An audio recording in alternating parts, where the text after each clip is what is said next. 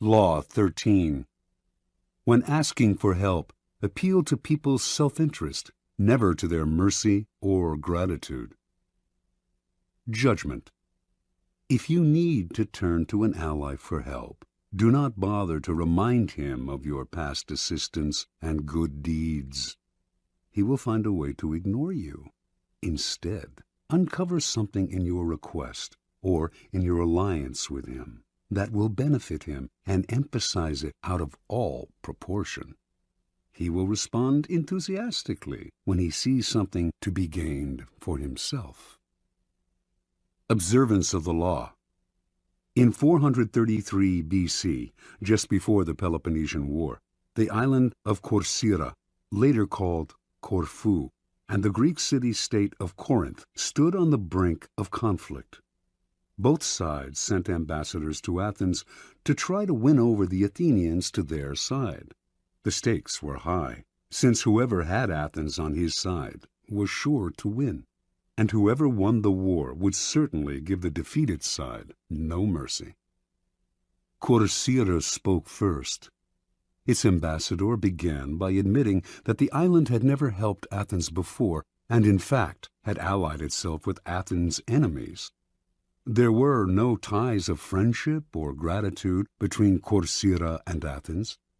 Yes, the ambassador admitted, he had come to Athens now out of fear and concern for Corcyra's safety. The only thing he could offer was an alliance of mutual interests. Corcyra had a navy only surpassed in size and strength by Athens' own. An alliance between the two states would create a formidable force, one that could intimidate the rival state of Sparta. That, unfortunately, was all Corcyra had to offer. The representative from Corinth then gave a brilliant, passionate speech in sharp contrast to the dry, colorless approach of the Corcyran. He talked of everything Corinth had done for Athens in the past. He asked how it would look to Athens' other allies if the city put an agreement with a former enemy over one with a present friend, one that had served Athens' interest loyally. Perhaps those allies would break their agreements with Athens if they saw that their loyalty was not valued. He referred to Hellenic law and the need to repay Corinth for all its good deeds. He finally went on to list the many services Corinth had performed for Athens and the importance of showing gratitude to one's friends. After the speech, the Athenians debated the issue in an assembly. On the second round, they voted overwhelmingly to ally with Corcyra and drop Corinth. Interpretation. History has remembered the Athenians nobly, but they were the preeminent realists of classical Greece. With them, all the rhetoric, all the emotional appeals in the world could not match a good pragmatic argument, especially one that added to their power. What the Corinthian ambassador did not realize was that his references to Corinth's past generosity to Athens only irritated the Athenians, subtly asking them to feel guilty and putting them under obligation. The Athenians could care less about past favors and friendly feelings. At the same time, they knew that if their other allies thought them ungrateful for abandoning Corinth, these city-states would still be unlikely to break their ties to Athens, the preeminent power in Greece. Athens ruled its empire by force and would simply compel any rebellious ally to return to the fold. When people choose between talk about the past and talk about the future, a pragmatic person will always opt for the future and forget the past. As the Corcyrans realized, it is always best to speak pragmatically to a pragmatic person, and in the end, most people are, in fact, pragmatic. They will rarely act against their own self-interest. Keys to power. In your quest for power, you will constantly find yourself in the position of asking for help from those more powerful than you. There is an art to asking for help, an art that depends on your ability to understand the person you are dealing with and to not confuse your needs with theirs. Most people never succeed at this because they are completely trapped in their own wants and desires.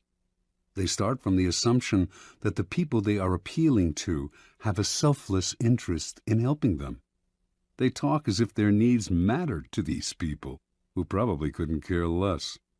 Sometimes they refer to larger issues, a great cause, or grand emotions such as love and gratitude. They go for the big picture when simple, everyday realities would have much more appeal. What they do not realize is that even the most powerful person is locked inside needs of his own, and that if you make no appeal to his self-interest, he merely sees you as desperate or, at best, a waste of time. A key step in the process is to understand the other person's psychology. Is he vain? Is he concerned about his reputation or his social standing? Does he have enemies you could help him vanquish? Is he simply motivated by money and power? When the Mongols invaded China in the 12th century, they threatened to obliterate a culture that had thrived for over 2,000 years. Their leader, Genghis Khan, saw nothing in China but a country that lacked pasturing for his horses, and he decided to destroy the place, leveling all its cities, for it would be better to exterminate the Chinese and let the grass grow. It was not a soldier, a general, or a king who saved the Chinese from devastation, but a man named Yelu Chutsai. A foreigner himself, Chutsai had come to appreciate the superiority of Chinese culture. He managed to make himself a trusted advisor to Genghis Khan and persuaded him that he would reap riches out of the place if, instead of destroying it, he simply taxed everyone who lived there.